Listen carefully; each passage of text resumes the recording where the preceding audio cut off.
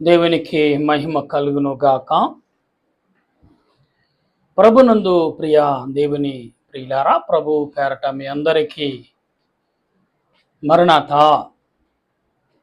మీ అందరూ క్షేమముగా ఉన్నారని తలంచుచు మన ప్రభువును రక్షకుడైన దేవదేవునికి కృతజ్ఞతాస్తుతులు చెల్లించుచున్నాను. ఈ దినము ప్రకటన గ్రంథము 2వ అధ్యాయము 20వ వచనం నుండి మనం ధ్యానం చేయబోతున్నాం.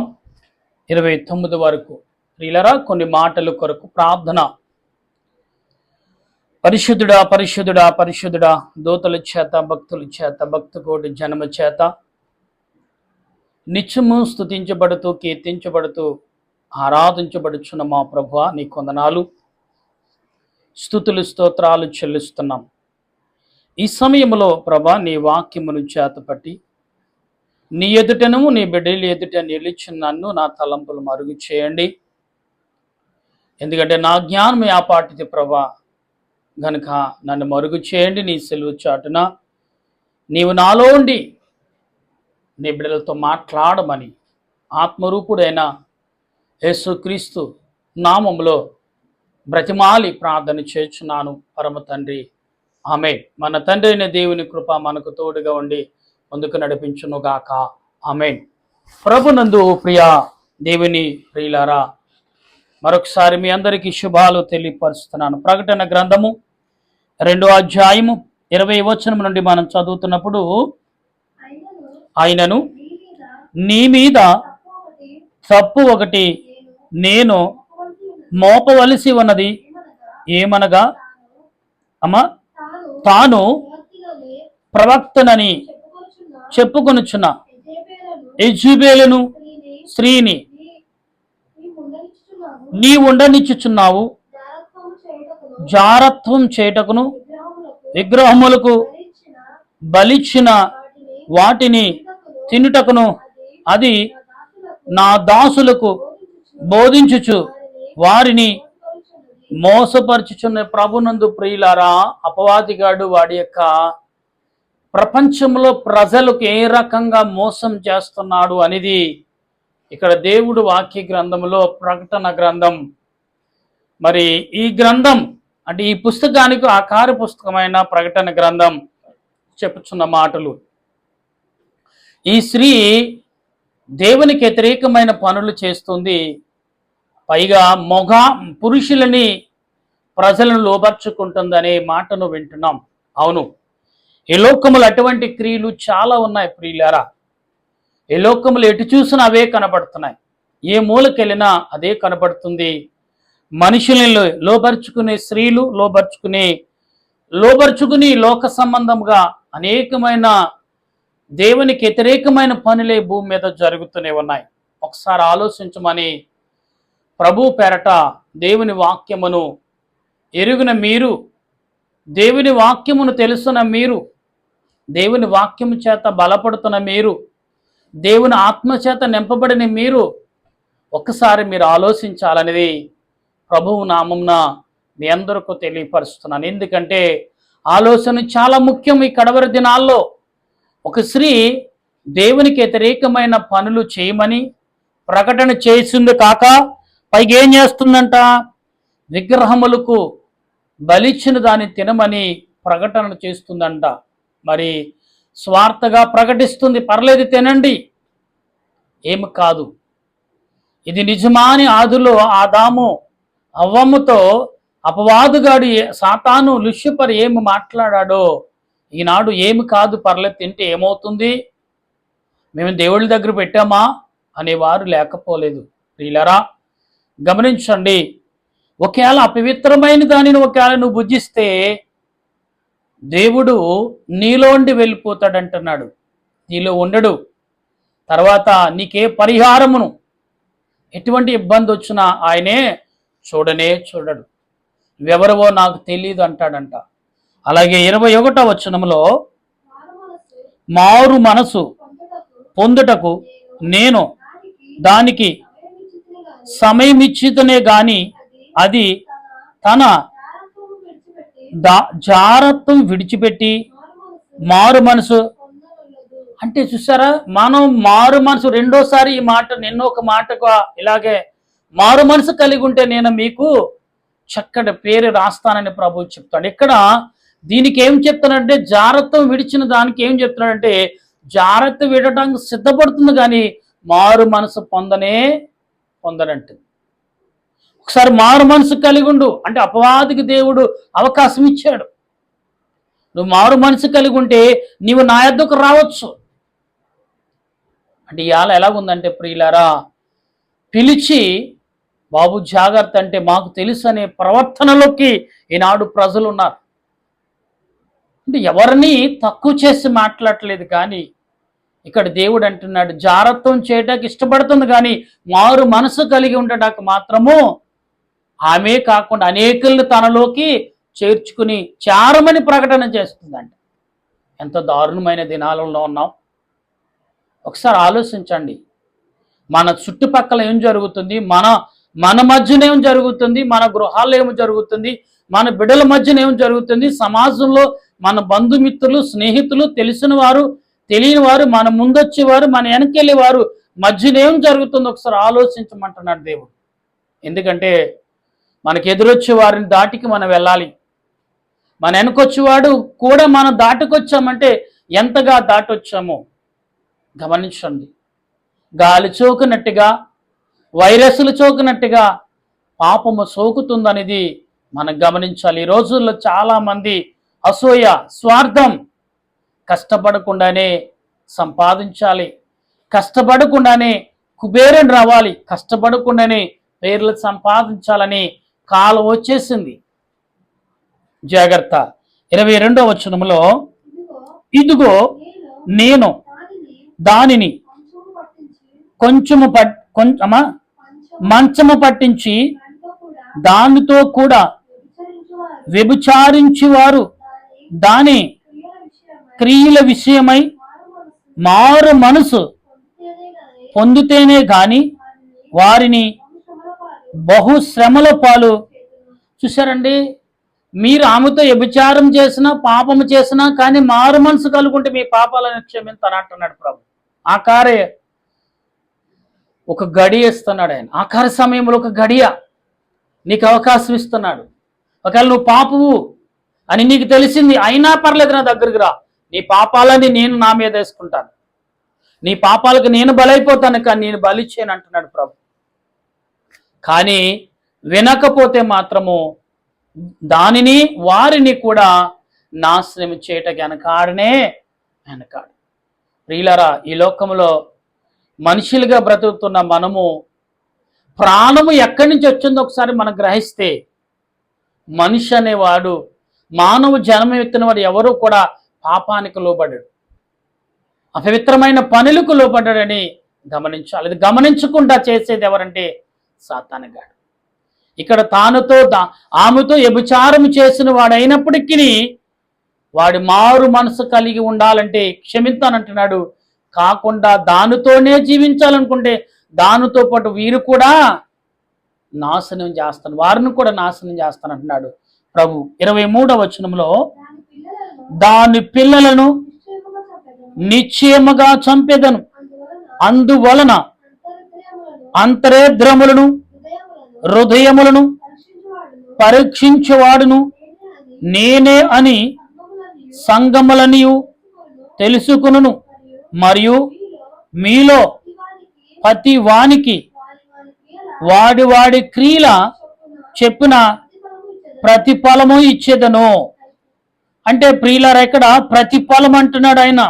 వాని క్రియలను బట్టి, అంతరాయద్ర నీ మెదడులో ఉన్న ఆలోచనలు కూడా ఆయన ఎరిగిన వాడు. నీ ఆలోచనలు అసలు సాతానుకు నువ్వు ఎలాగ లోబడ్డావు, వాడు నీ ఆలోచన ఏ రకంగా పక్కదోవ పట్టించాడు. ఒకవేళ నీ అమాయకంగా వాడి చేతిలో చిక్కిపోతే దేవుడే స్వయముగా వచ్చి నేను విడుదల చేస్తానంటున్నాడు. నువ్వు తెలుసుండి వాడి చేతిలో చిక్కిపోతే మాత్రం మరొక అవకాశం ఇస్తాను. నీ మెదడుకి పదును పెడతాడు, నీ ఆలోచనకి బలాన్ని చేకూరుస్తాడు, నీ దేహానికి నీ ఆలోచన క్రియలంటికి శక్తినిస్తాడు. దాన్ని విదుపుకుని దాన్ని ఓడించి దాన్ని జయించు, నువ్వు బయటికి రమ్మంటున్నాడు. లేదు రాలేను అంటే, దేవా నీవే నా ఆశ్రయం అని కోరితే నీవున్న ప్లేస్లోకి ఆయన వచ్చి నిన్ను బయటికి నెట్టి దానితో యుద్ధం చేస్తానంటున్నాడు.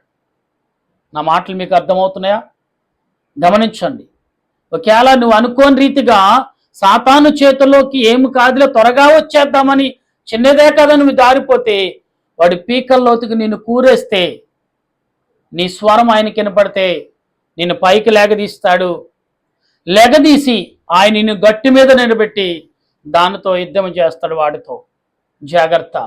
వాడు ఎలాంటి వాడంటే పాదరసం కత్తి లాంటి వాడు. పాదరసం కత్తి ఎంత ప్రమాదకరమైనదో వాడితో ప్రయాణం అంత ప్రమాదకరమైనది. అయినను దాంట్లోంచి కూడా ప్రభు నిన్ను రక్షించి ఆయన బిడ్డలుగా తన పిల్లలు, ఎవడి పిల్లలు, వాడి సంతానమును కూడా నాశనం అంటే లక్షల వేల కోట్ల కొలిది ఇక్కడ ఉన్నాడు. ఒక్కొక్క మనిషికి అంటండి ఏమండి 10 మంది దేవదూతలు ఉంటారంట. వాడి దూతలు, దురాత్మ సంబంధమైన దూతలు, పరిశుద్ధాత్మ సంబంధమైన దూతలు ఇద్దరే ఉంటారు మన మధ్యన. కానీ వాడి దూతలు 10 మంది ఉంటారంటే అంటే లెక్కేండి. ప్రపంచంలో 1000 కోట్లయితే సుమారు 100 కోట్ల దూతలు వాడి దగ్గర ఉన్నారంటే లెక్కేండి ప్రియులారా. అంటే 1,00,000 కోట్ల దూతలు వాడి దగ్గర ఉన్నారు. గమనించండి ఒకసారి. వాడిని కూడా జయించి ప్రభు నిన్ను కాపాడుతానంటున్నాడు. వాడిని నాశనం చేస్తాను. ఎందుకంటే నువ్వు వాడి సొత్తు కాదు. నీవు ఎవరి సొత్తు అంటే దేవుని సొత్తు, ప్రభువు సొత్తు. ప్రభు రూపం, దేవుని రూపము కలిగిన వాడువు నీవు. నీ రూపం దేవునిది అని నిర్భయముగా నీ రూపం దేవునిది నువ్వు వాడి స్థలములో ఉండి వాడి స్థానములో నువ్వు గ్రహించే నీకు భయపడతాడు వాడు. ఎవడు? సాతానుగాడు. ఎప్పుడంటే వాడి ప్లేస్లోకి మనం వెళ్ళాం. సుమారు గమనించండి ప్రియులారా. పోలీసు వాడు సివిల్ డ్రెస్లోకి వెళ్ళి ఏమంటే అంతకల మధ్యన నిలబడిన మామూలుగా వెళ్తా మామూలు మనిషి అన్నప్పుడు పోలీస్ అని ఎవరైతే అన్నారో ఆటోమేటిక్గా పోలీసు చాలా పవర్గా ఫీల్ అవుతాడు. అక్కడి నుంచి వారందరినీ బందీలుగా తీసుకురావాలని పోరాడుతూ ఉంటాడు. అటువంటి శక్తి దేవుడు 1000 రెట్లు నీకు ఇస్తాడు. ఎప్పుడైతే దేవుడు నా ఆత్మ నాలోది, నేను జీవిస్తున్నది దేవుని ఆత్మతో, నేను బ్రతుకున్నది దేవుని రూపముతో నేను జీవిస్తున్నాను నువ్వు అనుకుంటే ఖచ్చితంగా దేవుడు ఆ స్థలములోనే బయటికి రావటానికి నీకు అవకాశం ఇస్తాడు. గమనిద్దాం 24వ వచనం. అయితే తుయాతైలలో కడమవారైన మీతో అనగా ఈ బోధను అంగీకరింప సాతాను యొక్క గూఢమైన సంగతులను ఎరగమని చెప్పుకున్న వారందరూ నేను చెప్పుతున్నది ఏమనగా మీ పైన మరి ఏ భారమును. చూసారండి, మీ పైన నేను చెప్పే సంగతులు గూఢమైన సంగతులు, విలువైన సంగతులు. గూఢం అంటే చాలా భద్రతమైన మాటలు. ఈ మాటలు మాత్రం మీరు జాగ్రత్త కలిగి వినాలి. ఈ గూఢమైన మాటలు మీకు చెప్పి వింటే మిమ్మల్ని ఖచ్చితంగా ప్రభువే రక్షిస్తాడు. వినలేదనుకోండి, ఈ మాటలు వినండి. గూఢమైన మాటలు శ్రద్ధ కలిగి వినండి. మీకోసమే నేను ప్రకటిస్తున్నాను, మీకోసమే బయలుపరుస్తున్నాను, మీ కొరకే రాయిస్తున్నాను. మీరు నశించిపోకూడదు. ఈ లోకంలో జీవించినట్లుగానే పరలోకంలో నాతోను నా తండ్రితోను మీరు జీవించాలనే ఈ ప్రయత్నం అని ప్రభు చెప్తున్నాడు. 25వ వచనంలో నేను వచ్చే వరకు మీకు కలిగి ఉన్న దానిని గట్టిగా పట్టుకుని నేను నా తండ్రి వలన అధికారము పొందినట్లు జయించుచు అంతమ వరకు నా క్రియలు జాగ్రత్తగా చేయువానికి. చూసారంటే ఒక్క నిమిషం, జాగ్రత్తగా చేయువానికి నా క్రియలు అంటే ప్రభు యొక్క బోధలను, ప్రభు యొక్క మాటలను, ప్రభు యొక్క ప్రార్థనలు, ప్రభు యొక్క విజ్ఞాపనలు, ప్రభు యొక్క మంచి పనులు, ప్రభు చేసే క్రియలను నువ్వు తలంచుకుని నేను చేయగలను అని నువ్వు చేస్తే జనుల మీద అధికారము ఇచ్చెదను. అతడు ఇనుప దండములతో వారిని ఏలును. వారు కుమ్మరవాని పాత్ర వలె పగలగొట్టబడుదురు. మరియు అతనికి ఆగమ్మా అంటే ఎలాగంటే కుమ్మరివాడు పాత్ర ఎలాగ పగులుతుందో వాళ్ళ ఎవరికి అధికారం ఇస్తే నీకు నాకు ఇస్తే ఎవరిని పగల సాతాను యొక్క గుంపును సాతాను యొక్క తలలో పగలగొడతాం మనం. ఈ మాటకు అర్థం ఏంటంటే నీవు నా మీద విశ్వాసం ఉంచి నా మీద ధైర్యము కలిగి నేనున్నాను నీతో ఉన్నాను నమ్మకము కలిగి ప్రార్థించి తిరుగుబాటు చేసినప్పుడు బలాన్నిచ్చి వాడి తలలంట కుమ్మనవాడి కుండలు పగలగొట్టినట్టు పగలగొడతామండి నువ్వు. అంత శక్తి నాకు ఉంటుందంటే అవును అని ప్రభు అంటున్నాడు. అవును ఖచ్చితంగా. ఏంటంటే కంటికి కనపడిన మాటలు కానీ చెవికి వినపడిన మాటలు కంటికి కనపడిన క్రియలు దేవుని చేసే క్రియలు. కానీ చూడండి ప్రియుల సంసోను ఎంత శక్తిమంతుడో సింహాన్ని చీల్చే వరకు సంసోనుకు తెలియదు.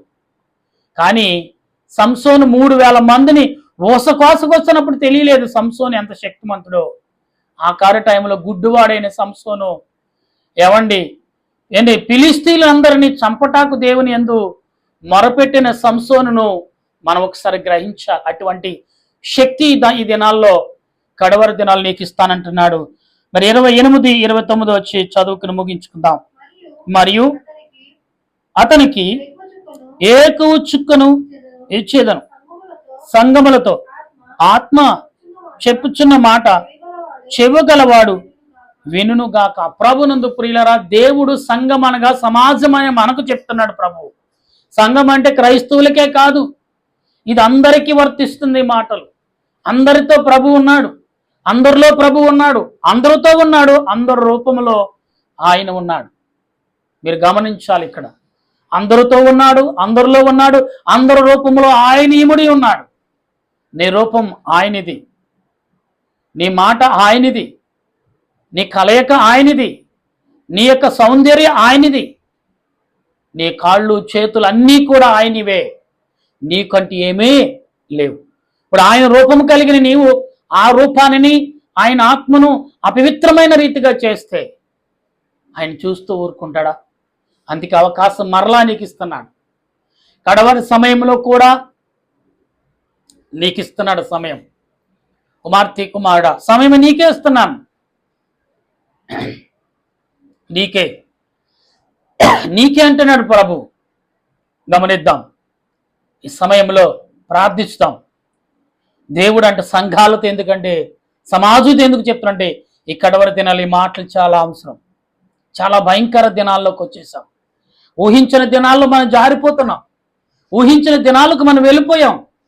దాని నుంచి బయటికి రావాలంటే నీకు ఆత్మబలం కావాలి, శరీర శక్తి కావాలి, మనోనేత్రము కావాలి, దైవశక్తి కావాలి, నీ గూఢమైన ఆలోచనలు అంటే ముందు చూపు కావాలి నీకు. ప్రభు అన్నాడు, అన్నీ నేను సమకూరుస్తాను. ఇప్పుడు ఎలాగున్నావు అలాగే ఉండు, నీలో నేనున్నానని గ్రహించు. ఎలాగున్నావు అలాగే నడు, నీలో నా ఆత్మ ఉన్నదని గ్రహించు. ఇప్పుడు ఎలాగున్నావు అలాగే ప్రయాణం చేయి. నీలో నేను నీకు సహాయం చేస్తానని గ్రహించినప్పుడు మనం ఖచ్చితంగా ఆలోచన ముందుకెళ్తాం. గమనిద్దాం ఒకసారి. అటువంటి కృపను పరిశుద్ధ ఆత్మ దేవుడు ఈ సమయంలో మనందరికి అందించి నడిపించునుగాక. ఆమేన్. ప్రార్థించేద్దాం. ప్రేమగల మా రాజా, నీ కొందనాలు తండ్రి. ప్రకటన గ్రంథములో నువ్వు చెప్పిన మాటలు అపవాది స్త్రీ రూపంలో వచ్చి స్త్రీలు పురుషులను మోసం చేస్తూ పాపములో పడవేస్తూ నీ దరికి రాకుండా నీకు కాకుండా చేస్తున్న సాతాను క్రియలను గద్దించే భాగ్యమును నీ బిడలైన మాకు మరొకసారి అవకాశం ఇస్తున్నందుకు వందనాలు చెల్లిస్తున్నాను. దేవా, మాట్లాడుతున్న ఈ మాటలను ప్రకటిస్తున్న ప్రకటనను గ్రహించి బోధించి ఆత్మతో సత్యముతో నీవు నడుచుకునే కృపను దయచేయమని ప్రార్థన చేస్తున్నాను. ప్రభువా, పరిశుద్ధుడైన మా పరలోక తండ్రి, ఈ సమయంలో ప్రభువా నీ బిడ్డలుగా సుమారు ప్రపంచంలో 1000 కోట్ల పైగానే ఉన్నారు ప్రజలు. ప్రభువా, వీరందరూ నీ బిడ్డలే. అందరూ నీ ఆత్మతో, నీ ఆలోచనతో, నీ జ్ఞానముతో, నీ కలయికతో, నీ శక్తితో, నీ సౌందర్యతో మేము జీవిస్తున్నాం. ప్రభువా, అటువంటి నేము నీ బలము చేత మేము జీవిస్తున్న మాకు నీవే తోడు ఉండమని, మమ్మల్ని ఏలుచున్న వాడికి అధికారం ఎక్కడుంది ప్రభా? నీ బిడ్డలైన మేము వాడికి ఎలాగెందుకు లోబడాలి ప్రభా అని ప్రతి వారిలో మెలకువ కలగజేసి, వారు పోగొట్టుకునేది వారు నష్టపోతుంది ఏదో తెలుసుకుని కృపను నా దేశ ప్రజలకును ప్రపంచ ప్రజలకు దయచేయమని అడుగుచున్నాను.